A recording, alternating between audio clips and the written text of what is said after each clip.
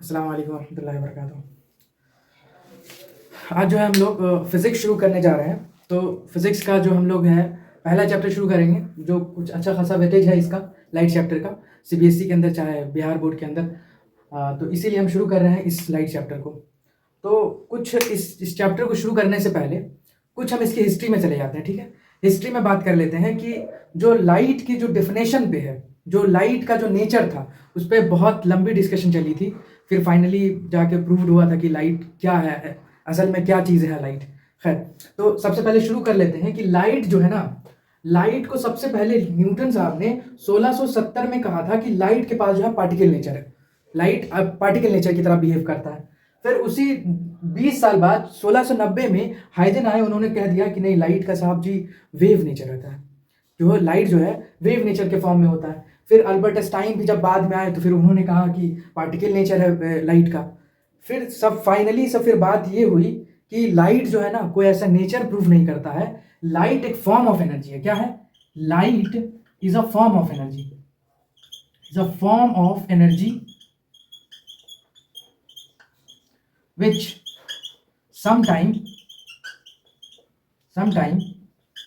behave like wave and sometime as a particle। ये हमारे पास overall definition निकल कर आई लाइट की।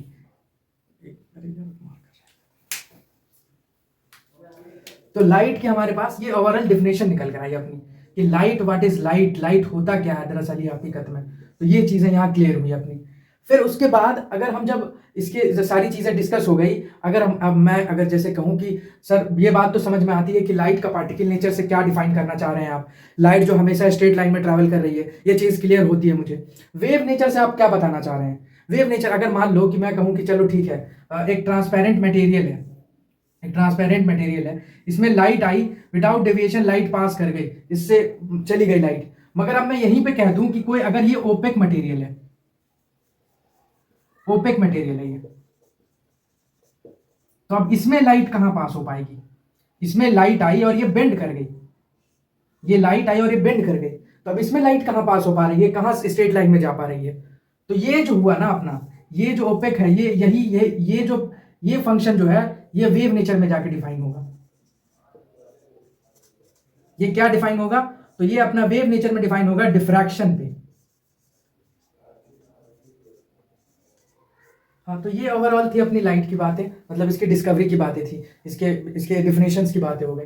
अब जो है इसकी प्रॉपर्टीज के बारे में बात कर लेते हैं, जो हमने पिछले क्लासेस में 8 में 9 में पढ़ रखा है। तो हम जानते हैं कि लाइट जो होता है ना, लाइट क्या है? Light is a electromagnetic wave, electromagnetic wave.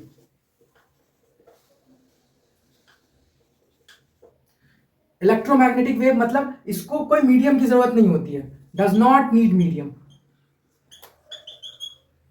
Medium, है ना? ये बात होती है इसके साथ कि लाइट को कोई भी मीडियम की जरूरत नहीं होती है।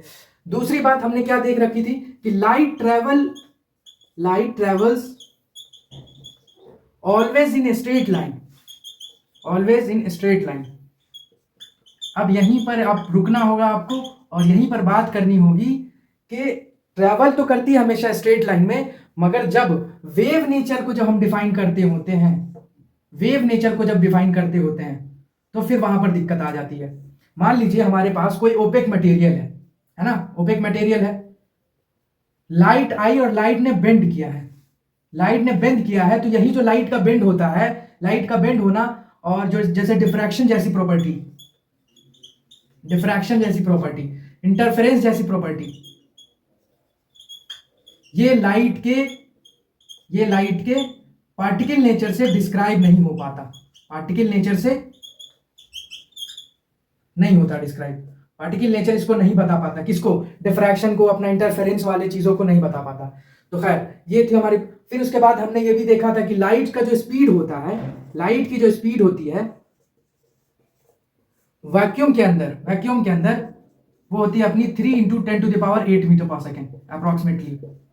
ये आपने देख रखा था। आगे अगर बात कर लें कि अगर लाइट किसी भी सरफेस पर फॉल करती है, when light fall on any surface, तो दो फिनोमेना होता है लाइट में, दो फिनोमेना होता है। कौन कौन अपने पास दो फिनोमेना कौन कौन पेश आता है यहां पर?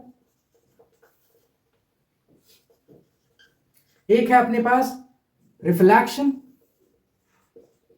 और एक है अपने पास रिफ्रैक्शन।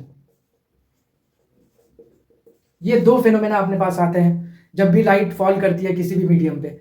और एक और बात कि जब भी ओपेक ऑब्जेक्ट पे लाइट गिरती है तो हमेशा शैडो कास्ट करती है ना, शैडो कास्ट करती है। तो वही वाली चीज हम लोग वहां पढ़ रहे होंगे डिफ्रैक्शन में, शैडो कास्ट करती है ओपेक मटेरियल। ठीक, अच्छा, ये बात क्लियर होती है। अब जो है हम लोग आगे जो आगे सेक्शन में यही अब इस रिफ्लेक्शन और रिफ्लेक्शन पर डील कर रहे होंगे। फिर उसके बाद उसी बीच में मिरर इमेज और सारी चीजें की कॉन्सेप्ट आएंगी हमारी। खैर इसको आगे देखते हैं। अब हम लोग जो है रिफ्लेक्शन शुरू कर लेते हैं। क्या? रिफ्लेक्शन। रिफ्लेक्शन का क्या मतलब क्या होता है?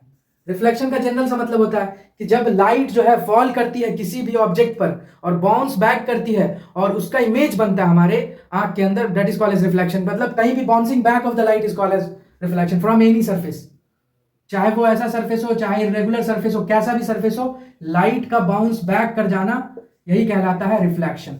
ठीक है, the bouncing back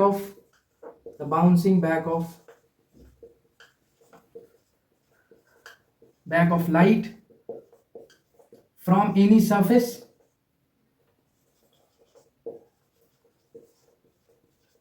is called as reflection। अच्छा, अब मैं आपसे अगर एक सवाल पूछने लग जाऊं कि बताइए, अगर हम कोई भी चीज हम देख कैसे पा रहे हैं, हाउ वी सी, कैसे हम देख कैसे पा रहे हैं कोई भी चीज को। जैसे आप कहीं रूम पर बैठे हुए हैं, चाहे कहीं पर भी हैं, आप अपनी चीजों को, सामने वाली चीजों को, चाहे टेबल हो चाहे चेयर हो, उसे देख कैसे पा रहे हैं आप? तो क्या हो रही है कि सबसे पहले कोई भी चीज को देखने के लिए, आपको किसी चीज को देखने के लिए, सी करने के लिए, आपको सबसे पहला एक लाइट का सोर्स होना जरूरी है। लाइट का सोर्स होना जरूरी है। ठीक है, पहली बात तो लाइट का सोर्स हो गया। दूसरी बात कि वो सोर्स जो है ना, जो लाइट जिस सोर्स पर पड़ रही है, जिस ऑब्जेक्ट पे पड़ रही है लाइट, ऑब्जेक्ट जो है रिफ्लेक्टिंग होना चाहिए, रिफ्लेक्टर होना चाहिए ऑब्जेक्ट। जैसे अब मान लीजिए कि आपके सराउंडिंग में, आप जहां पर हैं, बाय द वे, वहां पर टेबल चेयर है, वहां पर गैसेस भी हैं, मगर गैसेस इतने छोटे पार्टिकल्स हैं कि वो रिफ्लेक्टर की तरह काम नहीं करते, वो रिफ्लेक्ट नहीं करते लाइट को। तो दैट्स वाई वो हमें दिखाई नहीं देते। जो चीजें रिफ्लेक्ट कर जा रही है तो वो चीजें हमें दिखाई पड़ रही है। तो ये इस चीज को गौर से ध्यान देना है। ठीक है, तो हमारे पास क्या क्या चीज हो गई? कोई भी चीज को हमको देखने के लिए सबसे इंपॉर्टेंट कि हमको लाइट का सोर्स चाहिए कोई भी, उसके बाद वो जिस ऑब्जेक्ट पर वो लाइट जाके पड़ रही है और हमारे आंख तक आके पहुंच रही है, और दूसरी बात कि आई तो होनी चाहिए, मोस्ट इंपॉर्टेंट, हेल्दी आई। ठीक, तो ये चीज है कि जो जहां लाइट पड़ी जिस ऑब्जेक्ट पर, वो हम तक पहुंच रही है, हमारे आई तक, तब जाके हम वो ऑब्जेक्ट अगर रिफ्लेक्टर है तो हम देख पा रहे हैं उसको। खैर, तो ये इसकी ओवरऑल रिफ्लेक्शन की बातें हैं। अब हम इसके जो इंपॉर्टेंट दो लॉ हैं, अब उस दो लॉ पर बात कर रहे होंगे। खैर, इसको नोट किया जाए। एक और मोटी मोटी बातें ये कि अभी हम देख रहे थे कि अगर ये रेगुलर सरफेस से कोई चीज रिफ्लेक्ट होती है, कोई रेगुलर सरफेस से रिफ्लेक्शन होता है, तो इसको रेगुलर रिफ्लेक्शन बोल देते हैं, रेगुलर रिफ्लेक्शन। और अगर इरेगुलर सरफेस से होती है, इरेगुलर सरफेस से होती है, तो उसे बोल देते हैं इरेगुलर रिफ्लेक्शन, रिफ्लेक्शन। अब जो दो इसके इंपॉर्टेंट लॉ हैं, अब मैं फिगर ड्रॉ कर रहा हूँ और दोनों इंपॉर्टेंट लॉ लिखूंगा उसका। और जो अपने सबसे पहले, अगर मैं सबसे पहले लॉ की बात कर लूं, फर्स्ट लॉ ये कहता है angle of incidence equals to angle of reflection. मैं अभी ड्रॉ कर रहा हूँ तो थोड़ी चीजें और क्लियर होंगी। ये पहला लॉ कह रहा होगा। दूसरा लॉ कह रहा होगा इसका कि reflected ray, sorry, incident ray and reflected ray and the normal lie on a same base, lie on a same point और base, जो भी कह लीजिए आप। ठीक है, ये बात है। तो ये दो लॉ है अपने, एक पहला लॉ ये है और ये एक दूसरा लॉ अपना ये है। ठीक, अच्छा, अब देखिए मैं ड्रॉ कर रहा हूं, आप इसे ध्यान से देखिएगा कि सबसे पहली बात ये मैंने एक मान लिया कि रिफ्लेक्टिंग सरफेस लिया, ठीक है, एक रिफ्लेक्टिंग सरफेस, एक ये मिरर ले लिया मान लिया मैंने, ये लाइट यहां इंसिडेंट किया, ये लाइट यहां रिफ्लेक्ट करी, ठीक बात है, सॉरी, ये इंसिडेंट रे अपना, और ये जो लाइट रिफ्लेक्ट हो रही है इसी को कहते हैं रिफ्लेक्टेड रे। और ये जो इस दोनों के बीच जो एक नॉर्मल में ड्रॉ कर रहा हूं ये हो जाता है अपना, ये परपेंडिकुलर जो है इसी को कहलाते हैं नॉर्मल्स, ठीक है। तो देखिए ये एक ही पॉइंट पे दोनों तीनों जो है एक ही पॉइंट पे, ये दूसरा लॉ इससे यहां प्रूफ होता है, incident ray, reflected ray and the normal lie on the same point, ये इंसिडेंट रे, ये reflected ray and this is the normal, ठीक, ये क्लियर होती है बात। अब जो दूसरा जो पहला लॉ था हमारा वो ये था कि angle of incidence is angle of reflection, ये एंगल ऑफ इंसिडेंस है, ये एंगल ऑफ रिफ्लेक्शन है, ये दोनों इक्वल हो जाता है अपना, ये इनका फर्स्ट लॉ के हिसाब से।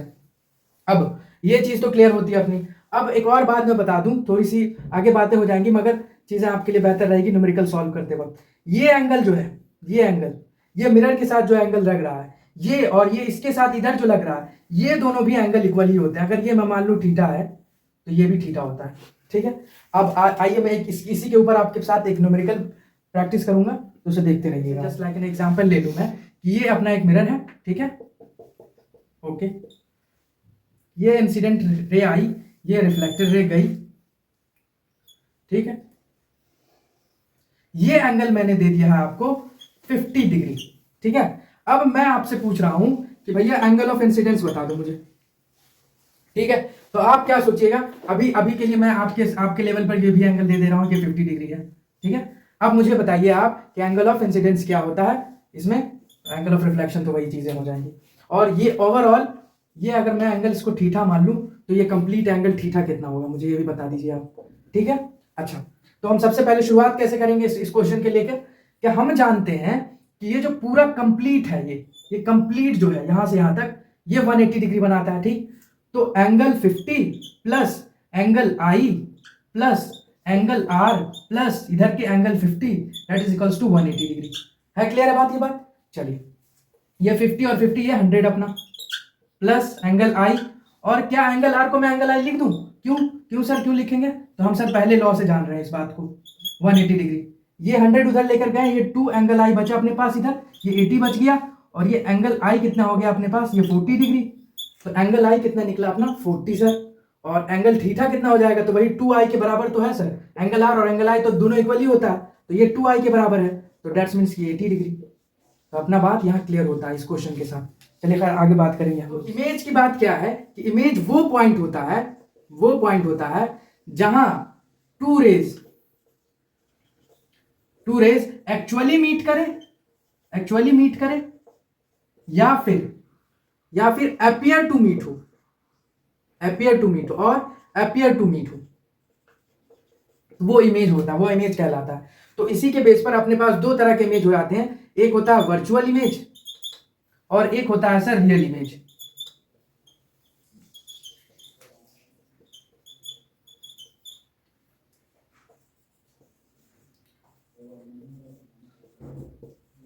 तो रियल इमेज और वर्चुअल इमेज यहां से आपको क्लियर हो रहा होगा कि जहां पर वो पॉइंट जहां टू रेज जो है वो एक्चुअल में मीट कर रही होगी, टू रेज जो है एक्चुअल में मीट कर रही होगी, और वर्चुअल इमेज वो पॉइंट है जहां टू रेज जो है अपियर टू मीट होगी, two rays appears to meet, ठीक है। ये बात क्लियर होती है आपको। तो ये इमेज की बात हो गई ओवरऑल, क्योंकि अभी हम लोग आगे मिरर्स को पढ़ेंगे, तो मिरर में ये इमेज की बार बार आ रही होगी। मिरर के बारे में बात कर लेंगे अगर हम, तो मिरर क्या है चीज है, तो मिरर एक पॉलिश्ड सरफेस होता है, द पॉलिश्ड सरफेस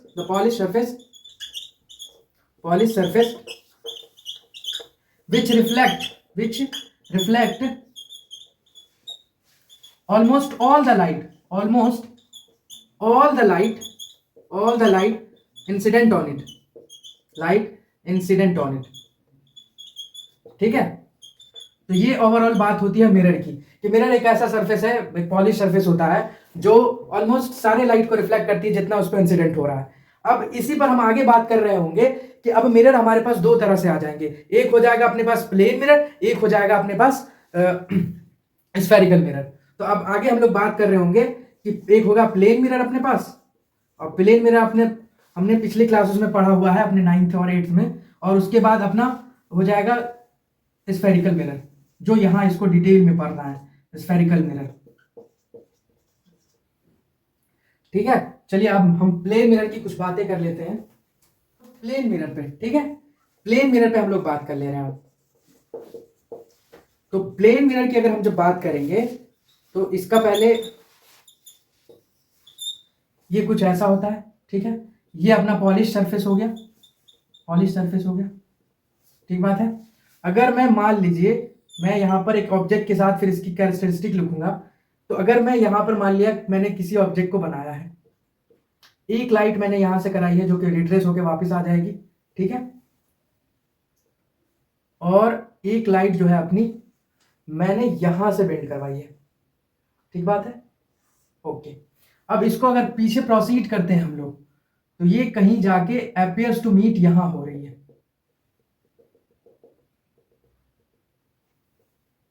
ठीक बात है, अपीयर्स टू मीट कहीं यहां पर हो रही है।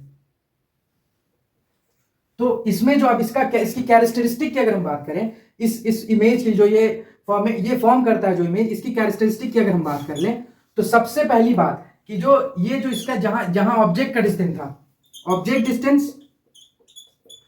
Distance is equals to image distance, ये पहली प्रॉपर्टी आपको समझ में आ रही है कि ये जितना दूरी पर हमने ऑब्जेक्ट को रखा था वहीं उतनी ही दूरी पर अपना इमेज बन रहा होगा, ठीक है, पहली बात समझ में आ रही है। दूसरी बात कि इक्वल साइज बनेगा, जितना इधर था उसी तरह उधर भी बनेगा, इक्वल साइज का बनेगा। तीसरी बात लैटरली इन्वर्स बनेगा, लैटरल इन्वर्जन शो करेगा, लैटरली इन्वर्टेड, और ये तो दिख ही रहा है कि वर्चुअल इमेज बन रहा है अपना,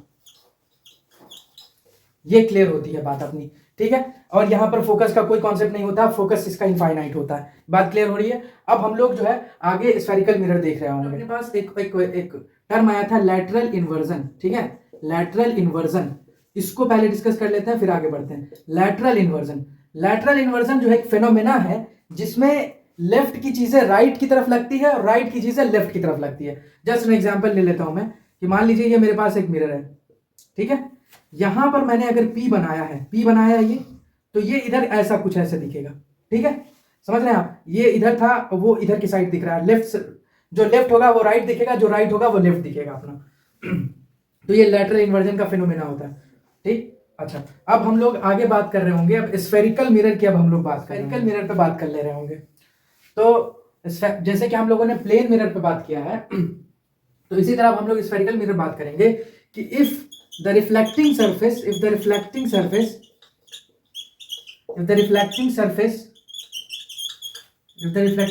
curved,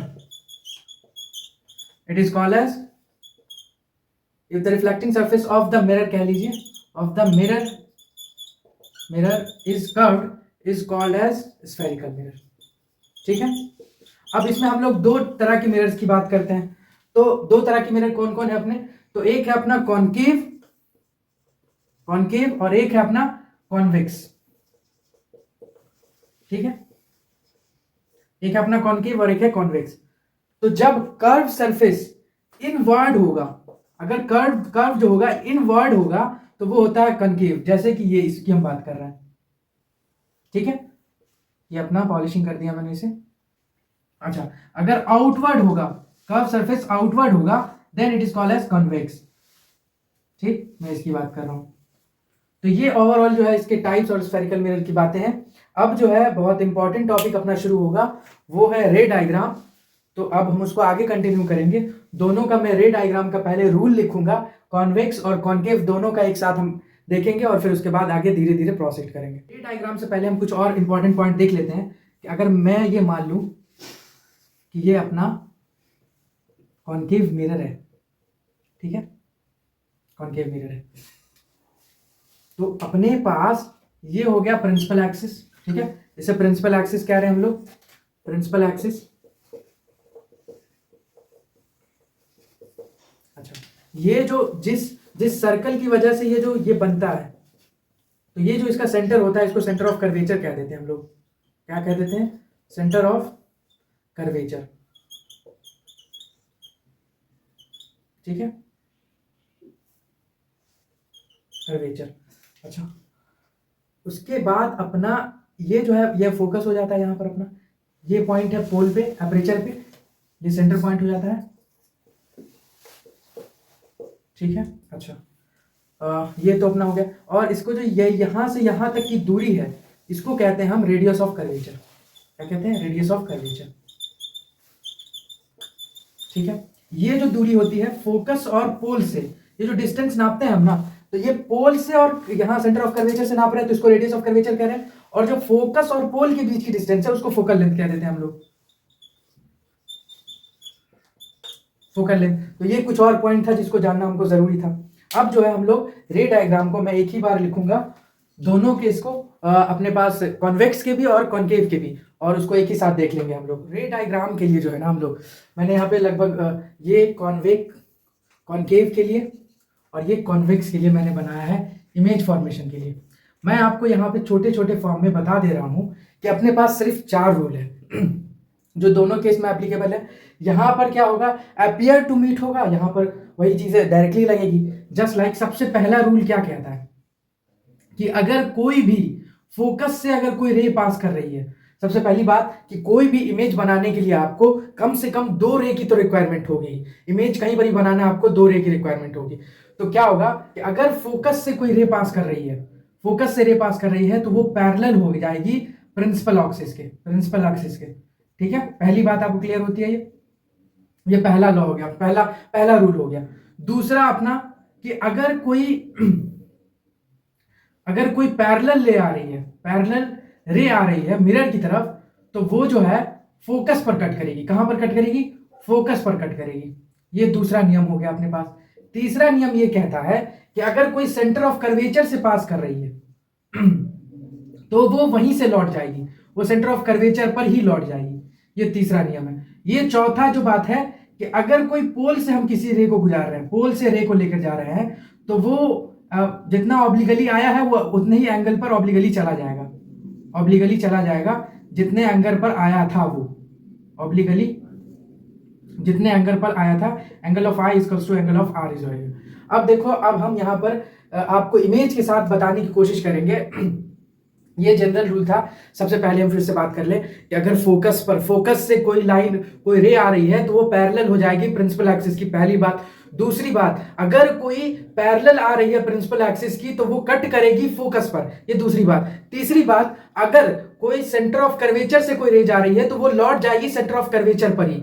चौथी बात कि अगर कोई पोल से कोई रे आ रही है तो जितना एंगल पर आई है, एंगल ऑफ इंसिडेंस जितना है वही एंगल ऑफ रिफ्लेक्शन हो जाएगा। ऑब्लिगली आई है, ऑब्लिगली लौट जाएगी। ये 4 नियम है। अब इस केस में तो डायरेक्टली आप समझ जाइएगा। इस केस में क्या होगा, कॉन्वेक्स के केस में, कि ये अपीयर्स टू मीट होगा। अगर फोकस की तरफ हम बात कर रहे हैं कि पैरेलल रेज कोई आ रही है तो वो उसको जब हम पीछे एक्सटेंड करेंगे तो जाके फोकस पे मिलता हुआ दिखाई देगा। तो ये बात क्लियर हो रही है आपको? चलिए खैर, अब इमेज की हम बात कर लेते हैं कि कहां पर कौन सा इमेज बनता है। अगर हम पहला केस देख रहे हैं कि आपने इन्फिनिटी पर रखा है, मैं आपको और एक और चीज पहले क्लियर कर देता हूं। ठीक है, मैं आपको यहां पर एक चीज क्लियर कर देता हूं कि आपको यहां पर 5 केस में जो है ना रियल और इन्वर्टेड इमेज बनेगा। क्या? रियल और इन्वर्टेड। ठीक है, और इस वाले केस में सिर्फ वर्चुअल एंड इरेक्ट बनेगा। ठीक बात है? तो अपने पास ये एक इंपॉर्टेंट केस है बस, और बाकी जो ये 5 केस है अपना रियल और इन्वर्टेड बनेगा। इधर क्या बनेगा? इधर के दोनों केस में अपने पास वर्चुअल और इरेक्ट बनेगा, अपना वर्चुअल एंड इरेक्ट बनेगा। ठीक बात है? अच्छा, ये भी बात सर क्लियर होती है अपनी। अच्छा, ये भी बात क्लियर है अपने पास, ये भी बात क्लियर है। अब जो इंपॉर्टेंट चीज ये देखनी है कि अब सबसे पहले हमने क्या किया है, ऑब्जेक्ट को इन्फिनिटी पर रखा है। सॉरी। तो ऑब्जेक्ट को इन्फिनिटी पे रखा है, तो देखिए पहला मैं एक पैरेलल लेकर आ रहा हूं जो कि प्रिंसिपल एक्सिस के पैरेलल था। ये कहां कट कर रहा है भाई साहब? देखिए फोकस पे कट कर रहा है, ये फोकस पे कर रहा है। क्लियर है सर? हाँ, तो क्लियर है। अब दूसरी बात, अब मैं अगर क्या करूं कि मैंने अब दूसरी रे को मैं ये पहला रे तो यहाँ पर से गुजार दिया मैंने, ठीक। अब मैं दूसरी रे को जो लेकर आ रहा हूं वो यहां पर लेकर आया मैंने, ठीक है, ये फोकस पर लेकर आया। सॉरी सॉरी, थोड़ा सा क्लियर कर दूं मैं। हाँ, तो ये फोकस पर लेकर आया मैं, तो ये कहां जाकर कट, ओके, हाँ, दूसरी रे मैंने अगर मान लिया यहां से ले लिया तो ये फोकस पर कट कर रही है, ठीक बात है, कंफ्यूज नहीं होना। ये जो रे पैरेलल लेकर आया था मैं, ये यहां फोकस पे कट कर रही है, ये भी पैरेलल लेकर आया मैंने, यहां पे ये फोकस पे कट कर रही है। तो यहां पे अपना डिमिनिश्ड इमेज बनेगा, बहुत ही छोटा पॉइंट ऑब्जेक्ट बनेगा, यहां पर इमेज बनेगा, कहीं फोकस पे बनेगा। पहली बात क्लियर हो रही है आपको? फिर से एक बार करेंगे हम लोग कि सर पहली बार इंफिनिटी पे रखे हम लोग ने, तो इंफिनिटी का ऑब्जेक्ट जो है, ऑब्जेक्ट उसका इमेज बना अपना फोकस पर बना, फोकस पर बना, पहली बात क्लियर हुई। तो अब कैसे बना, तो हमने दो पैरेलल लाइन लिए जो कि प्रिंसिपल एक्सिस के थे, दोनों के दोनों एफ पे कट किए, वहां पर हमसे क्लियर हो गया कि सर फोकस पे इमेज बना। पहली बात क्लियर होती है आपको, ठीक है। अब दूसरी बात हम कर रहे हैं कि अगर हमने बियॉन्ड द सी रखा है, इस बार कहां रखा है, बियॉन्ड द सी के पीछे रखे इमेज को हमने, तो बियॉन्ड द सी जब भी रखते हैं तो फिर वही चीज रिपीट करनी है कि हमने एक पैरेलल लिया है प्रिंसिपल एक्सिस के, वो फोकस को कट कर रही है, यहां पर ये फोकस को कट करती हुई आ रही है। अब एक और रे लिया है जो हमने सेंटर ऑफ कर्वेचर से गुजारा है, तो सर मैंने बताया कि जो सेंटर ऑफ कर्वेचर पर रे आएगी वो लौट जाएगी उधर ही की तरफ, ये आई और ये लौट गई, क्लियर है बात? और ये इमेज हमारा कहीं यहां बनता हुआ नजर आएगा, सी और एफ के बीच में बनेगा। दूसरी क्या बात हुई कि अगर बियॉन्ड सी रख रहे हैं सर, आप बियॉन्ड सी रख रहे हैं तो उसका इमेज बनेगा कहां पर sir, between C and F, between C and F, ठीक। अच्छा, अब तीसरी बात हम क्या करें सर, अब क्या किया कि यहां पहले इंफिनिटी पे रखा, फिर थोड़ा और पास ले गए, फिर और पास ले गए, वो हमने अब यहां पर सेंटर ऑफ कर्वेचर पर रख दिया। अब सेंटर ऑफ कर्वेचर पे रख दिया हमने, तो सेंटर ऑफ कर्वेचर पे क्या है कि जब हम यहां से ये ऑब्जेक्ट लिया, यहां से पहला रे गुजारा हमने, फोकस पे कट किया, ये अपना यहां आगे प्रोसीड हुआ सर, ये फोकस की तरफ। दूसरा रे जो पैरेलल आ रहा था फोकस से कट किया, अब दूसरा रे को हमने फोकस से ही गुजार दिया। तो सर जो फोकस से गुजारता है, फोकस से जो गुजरती है तो वो प्रिंसिपल एक्सिस के पैरेलल हो जाती है, ठीक है, फोकस से गुजरी और प्रिंसिपल एक्सिस के पैरेलल, क्लियर हो पा रही है बात? तो अब ये जो इसकी जो बनती है इमेज, कि जब अगर हम सी पर रख रहे हैं, एट अगर सी पर है तो सी पर ही इमेज बन जाती है, एट सी पर ही इमेज बन जाती है, और इक्वल साइज की भी बनती है, ये भी एक क्लियर केस होता है। सॉरी, एक और आगे बढ़ाते हैं, अगर ये सी पर रख दिया था, अब उससे और पास ले जाते हैं, अब सी और एफ के बीच में रख दिया, कहां रखा सर, इमेज कहां पर रखा हमने, तो between the C and F, between C and F, image कहां बन रहा है sir, beyond the C, beyond C, देखिए यहां कहीं इमेज बनेगा सर, ठीक है। कैसे सर, अब देखिए ये पहला रे मैंने लिया है, ये पहला रे को मैंने इसी से सेंटर ऑफ कर्वेचर से गुजारा है, तो ये गया और वहीं पर रिट्रेस बैक हो गया, सेंटर ऑफ कर्वेचर से जो जाता है वही वापस चला आता है, ठीक। उसके बाद सॉरी, उसके बाद ये जब हमने एक फोकस, ये पैरेलल ले लिया हमने, ये फोकस को कट करता है, ये भी बात क्लियर हो रही है? तो ये भी अपनी बात क्लियर होती है कि जब बिटवीन सी एंड एफ रख रहे हैं सर, तो बियॉन्ड द सी बनता है।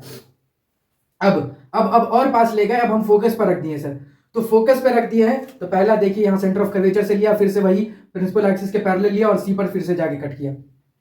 तो ये ओवरऑल बात आप एक पैटर्न देख रहे होंगे कि यहां पर फोकस पर था, यहां पर फोकस पर था,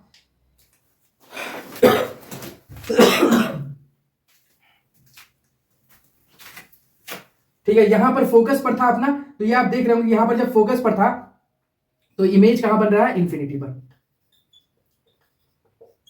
ये रे तो आगे मिलेगी ही ना, बहुत कहां जाएगी ये, कहां पता मिलेगी भी नहीं, कहां पर मिलेगी, ठीक। अच्छा, यहां पर एफ पे रख दिया, अब एफ से भी पास ले जा रहे हैं, पी और एफ के बीच रख रहे हैं, पोल और फोकस के बीच रख रहे हैं, तो पहली रे तो यहां से हमने क्या किया है, अब की बार पोल से गुजार दिया, पोल से इसको यहां एक्सटेंड किया हमने, और एक रे जो है सेंटर ऑफ कर्वेचर से, और इसको एक्सटेंड किया यहां पर।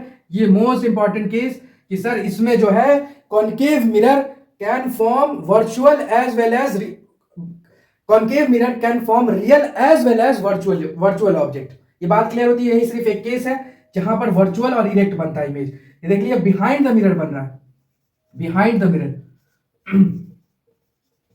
बिहाइंड द मिरर, ठीक बात है, क्लियर होता है। चलिए खैर, अब कॉन्वेक्स का जो केस है सर, कॉन्वेक्स का जब इन्फिनिटी के पास रखते हैं हम लोग, इन्फिनिटी पे किसी ऑब्जेक्ट को रखते हैं तो वो फोकस पे बनता है।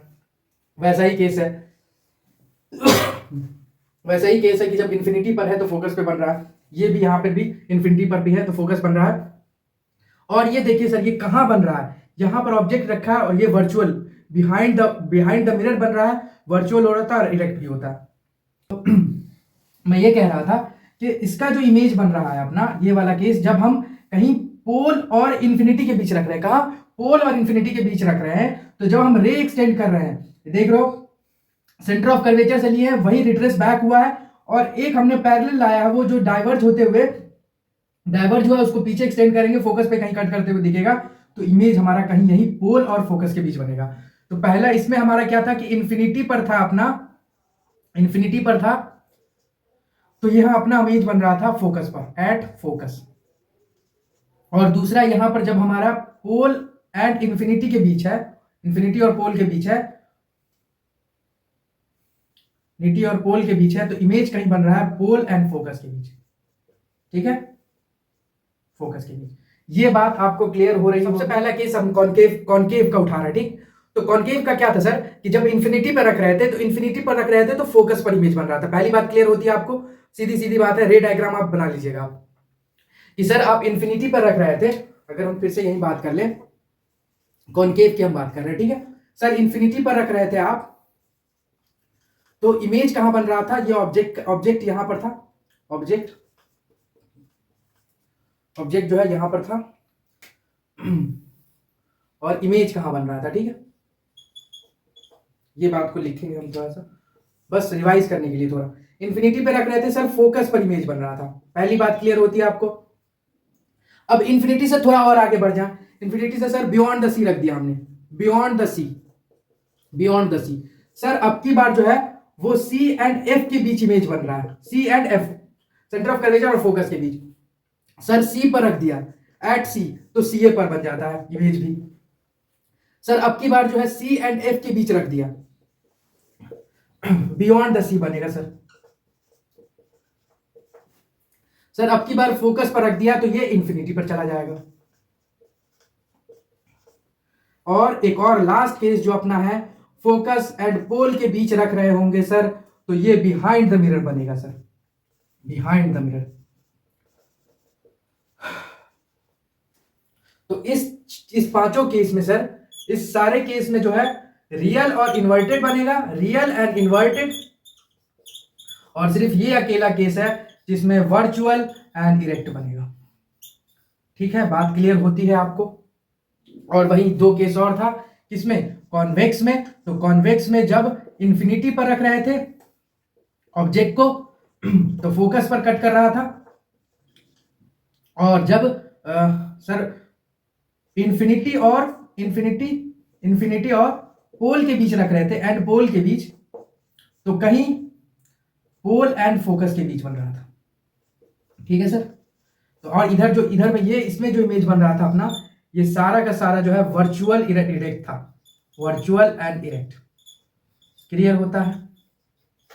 तो अपने पास देख लीजिए, अब ये सारी बातें आ गई, ये उसका एक फ्लो चार्ट के फॉर्म में, एक ये इसका रिवीजन फॉर्म हो गया। तो वो उसका रे डायग्राम है, आप रे डायग्राम क्लियर कर लीजिएगा, आप उस चीज़ों को थोड़ा सा ध्यान देके, बाकी सारी बातें होंगी। अब जो है हम लोग अब नेक्स्ट स्टेप पर अब रिफ्रैक्शन की बात कर रहे होंगे। और एक और बात क्लियर कर दूं मैं यहाँ पर, अभी हम लोग लेंस पढ़ रहे होंगे, ठीक है। तो लेंस में भी सर ना, जो कॉन्वेक्स की चीजें, कॉन्वेक्स लेंस जो आएगा वहां पर, वो समझिएगा कि कॉन्केव की तरह बात कर रहा होगा, मतलब उसकी तरह चीजें की बात हो रही है, वहां पर डील हो रहा होगा। इसी तरह जब कॉन्केव लेंस की हम बात कर रहे होंगे तो वो कॉन्वेक्स की तरह डील कर रहा होगा। तो इस बात को भी देखेंगे आगे। हम लोग पहले रिफ्रैक्शन कर लेते हैं सर। चलिए हम रिफ्रैक्शन पर बात कर लेते हैं। किस पर? रिफ्रैक्शन, ठीक है, रिफ्रैक्शन पर हम बात कर रहे होंगे। तो रिफ्रैक्शन का मतलब क्या होता है sir? The bending of light on entering second medium from the first, ठीक है। ये जनरल सा डिफिनेशन होता है रिफ्रैक्शन की। बात जो होती है जनरल सी यही होती है। मेरे कहने का क्या मतलब है कि मान लीजिए कि ये कोई मीडियम था अपना, ठीक है, ये कोई मीडियम था, ये कोई ए मीडियम है और ये कोई बी मीडियम है, ये कोई बी मीडियम है, ठीक है, कोई बी मीडियम है। तो जब लाइट यहां से इधर, जब ये लाइट आ रही थी इधर, ठीक है, लाइट आ रही थी, ये इसको नॉर्मल प्रोड्यूस करें अगर हम, तो ये लाइट आई और ये इधर ना जाके ये इधर ऐसे बेंड कर गई। बात समझ पा रहे हैं आप? ये लाइट इधर ना जाके ये इधर बेंड कर गई। ये जो मीडियम होगा अपना वो रेयरर होगा और ये जो होगा डेंसर होगा, ठीक है। तो जब रेयरर से डेंसर की तरफ आ रही होती है लाइट, जब रेयरर से डेंसर की तरफ लाइट आ रही होती है तो टुवार्ड द नॉर्मल बेंड करती है, टुवार्ड द नॉर्मल। पहले मैं थोड़ा सा इस बात को क्लियर कर दूं कि सर मैं डेंसर और रेयरर किस मीडियम को बोल रहा हूं और ये ऐसा क्यों होता है, क्यों लाइट बेंड कर जाती है। तो इसका भी कारण यही है सर कि जो पहले मीडियम से फर्स्ट मीडियम से सेकंड मीडियम में जब लाइट इंटर करती है सेकंड मीडियम में, तो लाइट की स्पीड चेंज हो जाती है। लाइट की जो स्पीड है स्पीड जो है वो डिक्रीज कर जाती है, स्पीड चेंज हो जाती है, इस वजह से बेंड कर जाता है। अब हाँ, मैं बात कर रहा था कि रेयरर और डेंसर मीडियम की बात क्या है। तो रेयरर वो वैसे मीडियम होते हैं, रेयरर वैसे मीडियम होते हैं सर जिसमें स्पीड ऑफ लाइट हाई होती है, ठीक है। अच्छा, डेंसर वो मीडियम होते हैं जिसमें स्पीड ऑफ द लाइट लो होती है।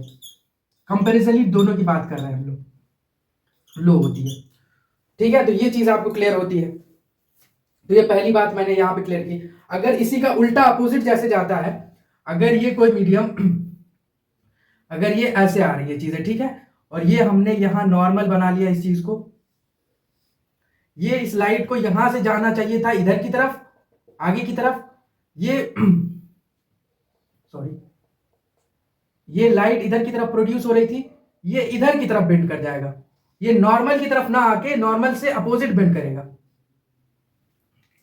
इसको थोड़ा मैं और क्लियर बनाना चाहूं, कुछ ऐसा बनेगी ये चीज, फिर से करते हैं इसको।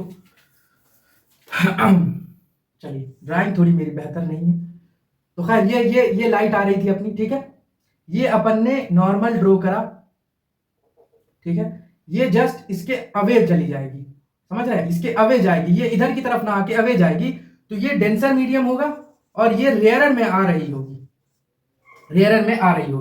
तो अब की बार क्या हुआ है, ये एंगल ऑफ रिफ्लेक्शन जो है, एंगल ऑफ रिफ्लेक्शन ज्यादा हो गया है एंगल ऑफ इंसिडेंस से।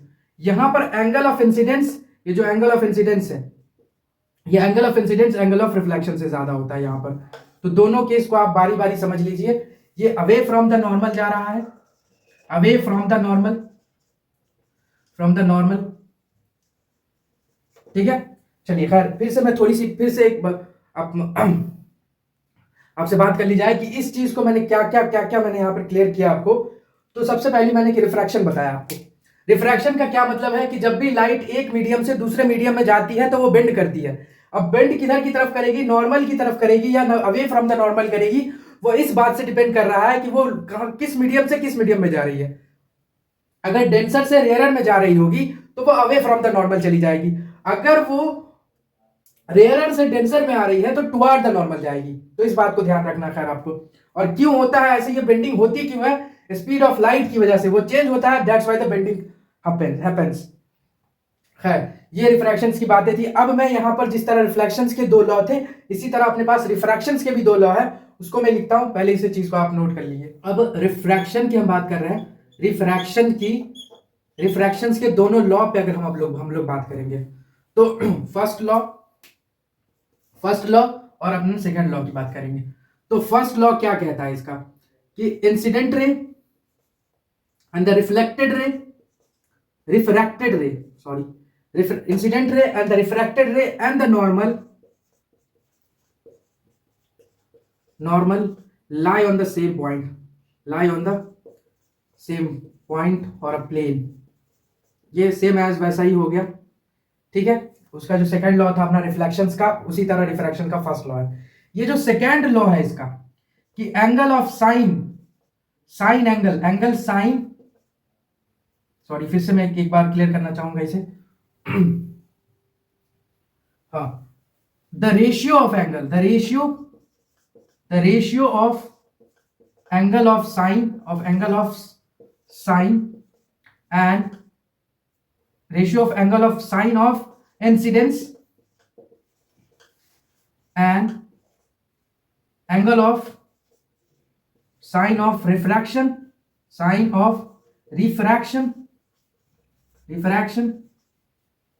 of a given color for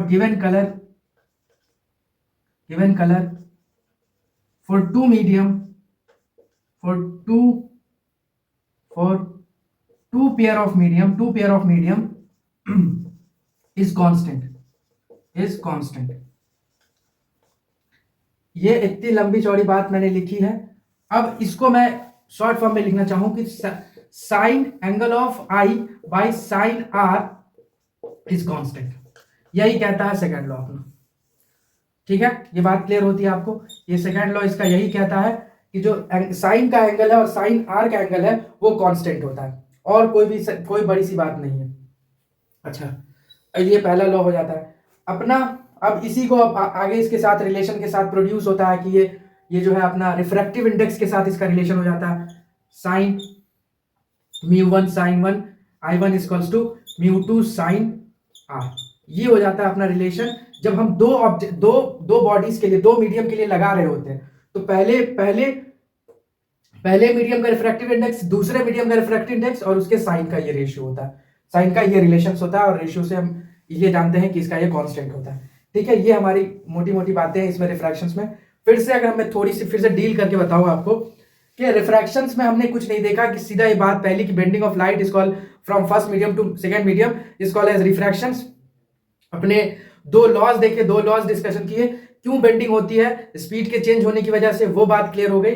और ये एक relation sine I by sine are is constant और μ1 sine incidence equals to μ2 sine r, ये अपना क्लियर होता है। यहां पर रिफ्रैक्शंस की ये बातें क्लियर होती है। अब जो है रिफ्रैक्शन थ्रू दी स्लैब पढ़ना है हमको, एक जो हमारे सिलेबस में, उसको क्लियर करते हैं थोड़ा। अब देखिए मैं स्लैब बना रहा हूँ। ठीक है, ये अपना स्लैब हो गया। ठीक है, यहां पर इंसिडेंट रे आया, ये नॉर्मल ड्रॉ करना अपना। ये रेयरर मीडियम है, ये किधर की तरफ जाएगा, रेयरर से डेंसर की तरफ जा रहा है, टुवर्ड द नॉर्मल। ठीक है, टुवर्ड द नॉर्मल, ठीक बात है। ये जा किधर रहा था सर, ये जा रहा था कुछ इधर की तरफ। ठीक है, अब यहां पर भी फिर से होगा, यहां पर भी चीजें वही जो उसको प्रोड्यूस करेंगे हम इसको यहां पर। ठीक है, तो ये अगर इसका नॉर्मल ये बनता है तो ये अवे फ्रॉम द नॉर्मल चला जाएगा। बात समझ में आ पा रही है आपको? थोड़ा सा फिगर मेरे साथ दिक्कत है फिगर की, तो आप इसको थोड़ा सा समझने की कोशिश करें। ये जो दो ये इमर्जेंट रे, इसको बोलते हैं क्या, इमर्जेंट रे, और ये था इंसिडेंट रे, इंसिडेंट रे। फिर से एक बार, ये स्लैब है अपना, ये ग्लास स्लैब है ये अपना ग्लास स्लैब। अब यहां पर पहले इंसिडेंट रे आया सर, रेयरर से डेंसर की तरफ जा रहा है, टुवर्ड द नॉर्मल की तरफ बेंड करेगा, टुवर्ड द नॉर्मल आगे प्रोड्यूस किया, वो फिर से ये डेंसर से, ये डेंसर मीडियम था, डेंसर से रेयरर की तरफ जा रहा है, अवे फ्रॉम द नॉर्मल जाएगा सर, ये इमर्जेंट रे कहलाएगा, ये इंसिडेंट रे। और ये जो डिस्टेंस है, परपेंडिकुलर डिस्टेंस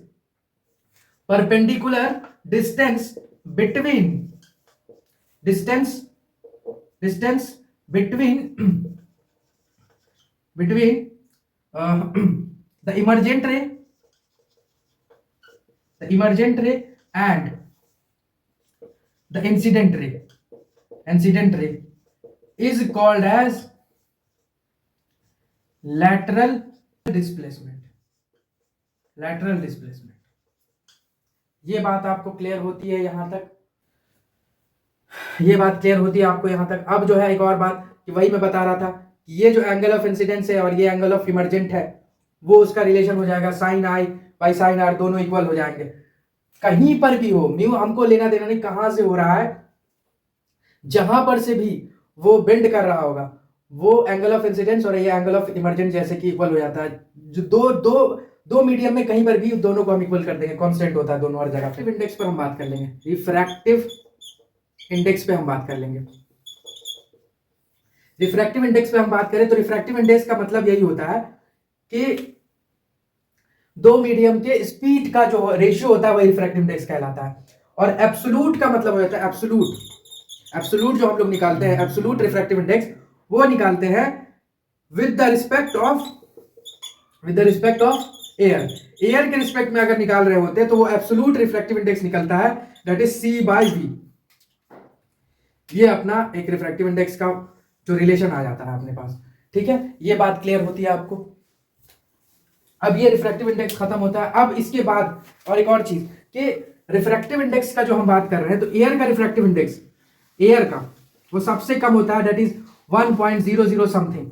ठीक है, और इसी तरह जो बहुत मतलब डायमंड वगैरह का काफी ज्यादा होता है, जैसे कि 2.4 करीबन करीबन अप्रोक्सीमेटली। तो ये रिफ्रैक्टिव इंडेक्स की ओवरऑल बातें थी। अब जो है हम लोग जो हमारा मेजर सेक्शन शुरू होगा अब, वो थोड़ा सा लेंस के ऊपर, और फिर उसके बाद जो है अपना दो जो फॉर्मूला वाला सेक्शन बचा हुआ है, एक मिरर फार्मूला और एक लेंस फार्मूला, उसको लास्ट में खत्म करके हम खत्म करेंगे चैप्टर। अब हम लोग जो है लेंस के ऊपर बात करेंगे। मैंने पहले ही बताया था, जब हम लोग स्फेरिकल मिरर पढ़ रहे थे तो उस टाइम मैंने क्लियर किया था कि जो चीजें कॉनकेव मिरर के लिए थी वही कॉन्वेक्स लेंस के लिए हो जाएगी, कॉन्वेक्स लेंस के लिए। और जो चीजें कॉन्वेक्स मिरर के लिए थी वो कॉनकेव लेंस के लिए हो जाएगी। ये बात क्लियर होती है आपको? अच्छा, अब मैंने यहाँ पे चीजें क्लियर कर रखी है थोड़ी सी, तो उसको देख लेंगे। पहली बात कि सबसे पहले कि लेंस होता क्या है? It is a transparent medium bounded by two surface of which one और बोथ सरफेस आर स्फेरिकल। ये दोनों, ये भी स्फेरिकल है, ये भी स्फेरिकल से दोनों निकला है। कई बार ऐसा जब हायर क्लासेस में जाइएगा आप, तो ये जो चीजें हैं, एक स्फेरिकल भी हो सकता है, एक स्ट्रेट लाइन भी हो सकता है, दोनों तरह से बनती है चीजें। तो इसीलिए कहा कि जो by the two surface of which one और बोथ, एक या दोनों जो है सरफेस स्फेरिकल होगा। यहां पर तो स्फेरिकल है दोनों। ये कॉन्वेक्स है, अपना कॉन्वेक्स मिरर है ये। इसका जो फोकस ये फोकाई मैंने इसलिए लिखा है क्योंकि इसमें दो फोकस होते हैं और इसका फोकस का प्लुरल हो जाता है फोकाई, इसलिए मैंने यहाँ लिखा है। तो इसका रियल फोकस बनता है, इसका वर्चुअल बनता है कॉनकेव में। जस्ट अब वहीं उधर ही जा रहे हैं हम लोग, वहां मिरर के कॉन्सेप्ट पे, जस्ट अपोजिट है उसका दोनों का। खैर, तो यहां पर ये जो है ये कहलाता है अपर्चर, ये अपर्चर कहलाता है। ठीक है,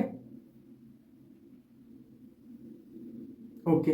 ये प्रिंसिपल एक्सिस है अपना, ये फोकस है, ये अपना सेंटर ऑफ कर्वेचर है। उसी तरह से यहां पर है जो दो दो हो जाते हैं चीजें, यहां पर C1 और F1, क्योंकि दोनों चीज यहां पे दो स्फेरिकल मिरर से बना है, इसी वजह से फोकस भी दो, सेंटर ऑफ कर्वेचर भी दो। ठीक है, तो ये अपने पास ये बात क्लियर होती है आपको।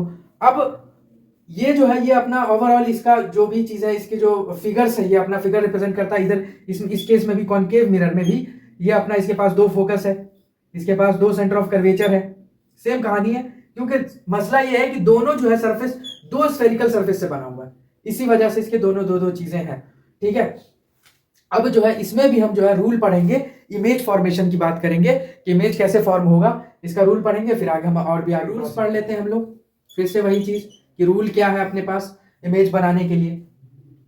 तो इसमें तीन रूल होते हैं जनरली। ठीक है, जैसे मैं ये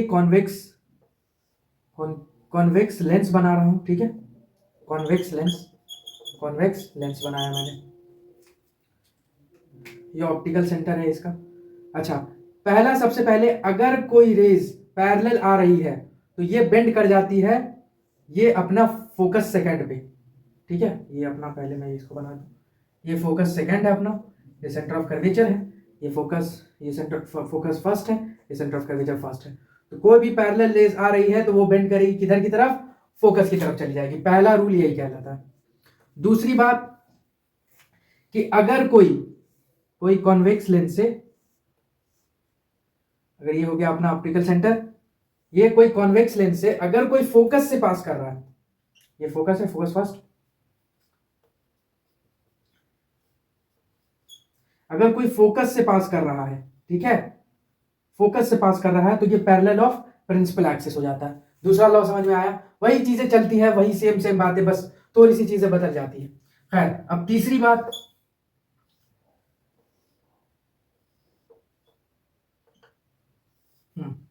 तो अब यहाँ पर जो है कि अब हम ऑप्टिकल सेंटर से पास करा देते हैं तो ये अनडेविएटेड पास कर जाता है, अनडेविएटेड। बात समझ में आ रही है आपको? तो ये अपना हो गया, ये अपना 3 रूल आपको ध्यान रखना है, बाकी सारी चीजें आपका इमेज फॉर्मेशन इसी से हो जाएगा। ठीक है, अब चलेंगे, अब दोनों का मैं इमेज फॉर्मेशन एक साथ कराने की कोशिश करूंगा, फिर आप देख लीजिए। तो अब जो हम कन्वेक्स लेंस का जो हमने रूल देख लिया, अब उससे इमेज का फॉर्मेशन देख लेते हैं। ठीक है, तो उसी तरह मैं इसमें भी बता दूं कि इसमें भी जो जितने कॉन्वेक्स लेंस में अगर हम बात करें ना, बोला था ना कि मैंने जस्ट अपोजिट हो जाएगा कॉन्केव मिरर का। मैं यहाँ पे कह देता हूँ कि कॉन्केव मिरर की जस्ट अपोजिट वाली बातें हो रही है। मतलब जो कॉन्केव मिरर में बात थी ये कॉन्वेक्स मिरर में चलेगी, कॉन्वेक्स लेंस में, सॉरी, और कॉन्केव लेंस में जो है कॉन्वेक्स मिरर वाली बातें चलेंगी। ठीक है, बात समझ में आ पा रही है आपको? अच्छा देखिए, इसमें भी पांचों केस में रियल और इन्वर्टेड बनेगा, रियल एंड इन्वर्टेड। ठीक बात है, ठीक बात है सर, ये बात होगी पांचों केस में। इस वाले केस में ये सिर्फ एक एक्सेप्शन केस है, इसमें वर्चुअल बनेगा और बिहाइंड द ऑब्जेक्ट बनेगा, बिहाइंड द ऑब्जेक्ट। ठीक बात है, चलिए। अच्छा खैर, अब देखिए इसको भी मैं इन्फिनिटी पे रख रहा हूं तो कहां पे बन रहा है? फोकस पे बन रहा है। इसी तरह बियॉन्ड द सी रखा मैंने तो बिटवीन सी और एफ बन रहा है। क्लियर है? वही बात है कि इन्फिनिटी पर रखूं, इसको बाद में हम कंक्लूड करेंगे, इस चीजों को खाली आप पहले देख लीजिए। ठीक है, अच्छा यहां पर भी सी के पीछे रखा है, बियॉन्ड मतलब F2 और सी के बीच में बना है। सी पर रख दिया आपकी बार, वहां पे भी सी पे रखते थे सर तो सी ही पे बनता था। याद आ रही है बातें? ठीक है, अगर सी और एफ के बीच पे रखते थे तो सर कहां बन जाता था? बियॉन्ड द सी बन जाता था। सी और एफ के बीच रखे हैं, बियॉन्ड द सी बनेगा। बस इतनी सी बात याद रखनी है कि वहां पर चीजें जो है वहां पर एक ही सिंगल चीज थी। यहां पर जब सी की बात कर रहा हूं मैं तो C1 पर रखा है तो मैंने C2 पर बन जा रहा है इमेज। बात तो सी ही की है ना, तो बस इतनी सी फर्क है बात की। खैर, अब मैं फोकस की बात कर रहा हूं, फोकस पे रखा, वहां पर भी पैरेलल हो जा रहा था, मतलब कि इनफाइनाइट पे बन रहा था, तो वही बात इनफाइनाइट पे। इसी तरह जब फोकस और ये ऑप्टिकल पॉइंट के बीच रख दिया हमने तो ये जो हो जाएगा ये उसके बिहाइंड द ऑब्जेक्ट बनेगा और वर्चुअल तो बनेगा ही। इसी तरह इसमें भी कॉन्केव लेंस में या कॉन्वेक्स मिरर वाला जो 2 केस हुआ करता था कि एक तो इन्फिनिटी पे रखते थे, तो इन्फिनिटी पे रखते थे तो कहां पे बनता था? फोकस पर बनता था। इसका देख लीजिए F1 पे बन रहा था। इन सारी को बात हो, यहां पर जो बना है तो F2 पर बना है, इस पर भी ध्यान रखना अपना, ये F1 पर बना है। ठीक है, इसी तरह फिर से यहां पर जो है अगर हम वो मतलब कि ऑप्टिकल पॉइंट और इन्फिनिटी के बीच में कहीं पर भी रख देंगे तो हमारा F1 और ऑप्टिकल पॉइंट के बीच बनेगा इमेज। तो वही सेम एज बातें चल रही है भाई। तो अब ये तो ओवरऑल बात मैंने इसको क्लियर करके समझाने की कोशिश करी है। अब मैं अगले स्लाइड पर अगले चीजों पर मतलब मैं ये कह दूंगा, इसको कंक्लूड कर दूंगा उसी तरह जैसे मैंने किया था मिरर के साथ। फिर उसके बाद जो है अपना फिर वही चीजें 2 मिरर फार्मूला और लेंस फार्मूला दोनों फार्मूला करेंगे और लास्ट में पावर फिर खत्म करते हैं। तो जी सर, तो फिर अब हम लोग क्या उसी के कंक्लूड कर लेते हैं कि सर जब एट इन्फिनिटी रख रहे थे तो सर कहां बन रहा था? तो बन रहा था एट फोकस 2 पर बन रहा था सर, F2 पर। क्लियर हो रही है? ये कॉन्वेक्स लेंस की बात कर रहे हैं सर। ठीक है, पहली बात क्लियर होती है। दूसरी बात, अगर सर बियॉन्ड C1 रखा है, कहां पर बनेगा सर? बियॉन्ड C1 रखा है तो बिटवीन C2 एंड F2 बनेगा। क्लियर बात है? अच्छा, एट C1 रख दिया है सर, कहां पर बनेगा? जब C1 पे रख देते हैं तो सर एट C2 बन जाएगा। वही चीजें रिपीट हो रहा है, देख लो बस C1 और C2 का फर्क है, वहां पर C तो C पर बन जा रहा था। चीजों को रिलेट करो ताकि याद रहे लंबे समय तक। ठीक है, खैर ये था, ये C2 बन गया सर। अगर हम F पर रख दे सर, F1 पर, कहां पर? इन्फिनिटी पर बनेगा। एक और केस रह गया, at between the C and F, C1 and F1, between C1 and F1 कहां पर बनेगा sir? Beyond the C2, beyond the C2। चीजें समझ पा रहे हैं आप? फिर उसके बाद जब हम एट F1 और ऑप्टिकल पॉइंट के बीच रख दिया, बिटवीन F1 और ऑप्टिकल पॉइंट के बीच रख दिया तो कहां पर इमेज बनता था sir? Behind the object, behind the object बनता था। ये बातें याद रहेंगी आपको। ठीक है, अब इसी तरह कॉनकेव लेंस पर हम लोग बात कर लेते हैं। तो 2 ही केस है सर इसका, एक इन्फिनिटी पर है तो कहां पर बनेगा? इन्फिनिटी पे है तो सर इसका F1 पे बनेगा, है ना? क्लियर बात है? F1 पे बनेगा, अच्छी बात है। इसी तरह जब इन्फिनिटी इन्फिनिटी और पोल के बीच, मतलब सॉरी ऑप्टिकल पॉइंट के बीच है, between infinity and optical point के बीच है, तो कहां पे बन रहा है सर, वो बन रहा है F1 एंड पोल के बीच, optical point, sorry optical point के बीच। ठीक है, तो ये था अपनी ओवरऑल बातें, ये इसका जो है कंक्लूजन था, जो हमारा लेंस है उसका इमेज फॉर्मेशन का। अब हम लोग बात कर ले रहे हैं अपने फॉर्मूला वाले सेक्शन पे। सबसे पहले हम लोग अब मिरर फॉर्मूला पे बात कर लेते हैं। ठीक है, सॉरी दोनों फॉर्मूला पढ़ने से पहले मैं आपको ये ग्राफ बनाना चाहूंगा।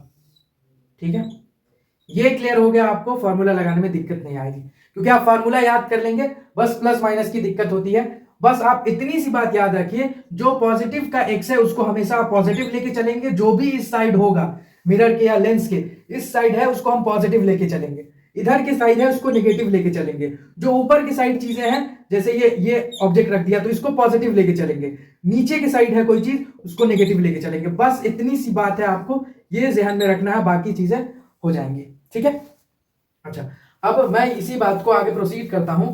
अब चलते हैं अपन मिरर फॉर्मूला पे। ठीक है, तो मिरर फॉर्मूला पे बात कर लेते हैं। मिरर फॉर्मूला पे अपने पास मिरर फॉर्मूला बहुत बेहतर से 1/v plus 1/u is equals to 1/f, ये अपना मिरर फॉर्मूला हो जाता है। इसी तरह मैं यहीं पर लिखूं, ये मिरर फॉर्मूला है, यहीं पर इसके साथ साथ लिखूं, अगर लेंस फॉर्मूला की हम बात करें, लेंस फॉर्मूला की हम बात करें तो क्या हो जाता है 1/v minus 1/u is equals to 1/f। देखा आपने, फर्क देखा आपने, बस इस माइनस का है, यहां पर प्लस है वहां पर माइनस है। ठीक है, मैग्निफिकेशन की अगर हम बात कर लें तो magnification height of image by height of object, पहली बात। दूसरी बात, अगर इमेज का डिस्टेंस बाय ऑब्जेक्ट डिस्टेंस। ठीक है, इसमें यहां पर है चीज है, यहां पर भी magnification height of image by height of object, बस क्या हट जाएगा, माइनस हट जाएगा ऑब्जेक्ट, सॉरी इमेज डिस्टेंस और ऑब्जेक्ट डिस्टेंस। ये बात क्लियर होती है सर? ये अपने पास मिरर फॉर्मूला और वो लेंस फॉर्मूला, ये चीज, ये यही दोनों डिफरेंस है, इसकी मोटा मोटी यही डिफरेंस है। बस अब इसको न्यूमेरिकल में पुट करते रहेंगे, बाकी चीजें हमको मिलती रहेंगी। अब आखिरी में अपना एक पावर बचा है उससे भी करेंगे, पहले इस पे 2-3 न्यूमेरिकल्स कर लेते हैं। ठीक है, चलिए तो अब जो हमारा लास्ट सेक्शन है क्वेश्चन वाला, हम उसको देख लेते हैं और बाकी कंप्लीट करते हैं इस चीज को। ठीक है, तो चलिए शुरू करते हैं। हमने वहां पर मेरे से एक बात रह गई थी कि कॉन्वेक्स जो मिरर होता है, सॉरी कॉन्केव मिरर जो होता है, तो उसमें क्या है, ये जो रेडियस ऑफ कर्वेचर था ना, सेंटर ऑफ कर्वेचर से जो पोल तक की डिस्टेंस वो डबल होता है फोकल लेंथ के। तो यहां पर जो है अपना, देखिए आप इस क्वेश्चन को पढ़ते हैं, कॉन्वेक्स मिरर है radius of a curvature 3 metre. ठीक है, रेडियस ऑफ कर्वेचर दिया हुआ 3 मीटर, फोकस क्या हो जाएगा सर 1.5 मीटर। ठीक, अच्छा अब पॉजिटिव लेना है कि नेगेटिव, ये आप डिसाइड करिए। तो डिसाइड कैसे कर लेंगे कि ये होता है ना अपना क्या बोलते हैं कॉन्वेक्स मिरर, तो इधर की तरफ फोकस होता है, तो इधर की तरफ सर पॉजिटिव लेते हैं, इस बात को ध्यान रखेंगे। चलिए खैर ये बात। अब जो है ऑब्जेक्ट डिस्टेंस जो है अपना 5 मीटर दिया हुआ है, तो ऑब्जेक्ट डिस्टेंस सर किसी केस में भी लीजिए आप, किसी केस में इधर ही रखेंगे, इधर ही रखेंगे, चाहे वो ये वाला केस हो इधर ही रखेंगे, तो हर केस में जो है निगेटिव ही आएगा अपना। ठीक है, निगेटिव ही आएगा, तो ये 5 मीटर। ठीक, क्लियर है इस बात को, लिया हमने। अब आते हैं आगे, हमको चाहिए v चाहिए, हमको निकालना है सर, और नेचर बताना है कैसा है। अब नेचर के लिए एक बात मैं आपको बता दूं, यहां पर ये बहुत इंपॉर्टेंट है कि जो मैग्निफिकेशन अगर आपका पॉजिटिव आता है तो वो वर्चुअल और इरेक्ट इमेज हो जाएगा, अगर नेगेटिव आता है तो रियल और इन्वर्टेड। इस बात को याद रखेंगे हमेशा, अगर v से है तो v पॉजिटिव है तो रियल, नेगेटिव है तो वर्चुअल। ये बात क्लियर है? चलिए अब देखते हैं, अब इसको निकालते हैं। तो अपने पास 1/v plus 1/u is equals to 1/f होता था। ठीक है, क्लियर है? अच्छा अब इसको आप उधर लेकर जाइए, 1/v is equals to 1/f minus 1/u, तो ये माइनस माइनस है पहले ही से हो जाएगा, ये प्लस में है 1.5 प्लस ये माइनस था, माइनस माइनस प्लस 1/5। ठीक, ये हो जाएगा, इसको 10/15 लिख सकते हैं, plus 1/5 that is equals to 75, और ये इधर गया। ठीक है, ठीक है, ठीक है, ठीक, 50 प्लस 15। ठीक, और ये 1/v, तो ये v कितना निकल कर आया अपना 75/65, ये निकल कर आ जाएगा कितना 1 फिर 1.15 कितना अप्रॉक्स इतना निकल कर आ जाएगा अपना। ठीक है, ये बात क्लियर होती है। तो यहां पर ये देखिए पॉजिटिव आया है, पॉजिटिव का सर मतलब रियल इमेज है, पॉजिटिव का मतलब रियल इमेज है, सॉरी सर, ये अपना v जो है निकल कर आया है वो है 1.15। ठीक, ये निकल कर आ गया अपने पास 1.15, v अपना निकल कर आ गया 1.15। अच्छा, अब जो है मैग्निफिकेशन निकाल दीजिए। मैग्निफिकेशन जो निकालिएगा, तो मैग्निफिकेशन निकालेंगे हम लोग, तो ऑब्जेक्ट डिस्टेंस कितना दिया हुआ है, u बराबर, सॉरी मैग्निफिकेशन बराबर क्या होता है, माइनस v बाई यू, तो माइनस का माइनस ही रहेगा। v कितना हो जाएगा सर, 1.15 बाई ये कितना दिया हुआ है, -5, माइनस माइनस प्लस कट जाएगा, ये कटेगा, कितना आ जाएगा 0.2 बार में 23, ये पॉजिटिव आया सर। ये पॉजिटिव आया मतलब कि ये वर्चुअल ऑब्जेक्ट, वर्चुअल इमेज बनाएगा, वर्चुअल इमेज बनाएगा। ठीक बात है, ठीक है। अच्छा इसको नेग्लेक्ट करेंगे, ठीक है। अच्छा, अब इस पे हम बात कर लेते हैं। इस पे हमारा दिया हुआ है 2 centimetre tall object placed perpendicular to the principal axis of a convex lens of a focal length of 10 cm and the distance of object from the lens is 15 cm।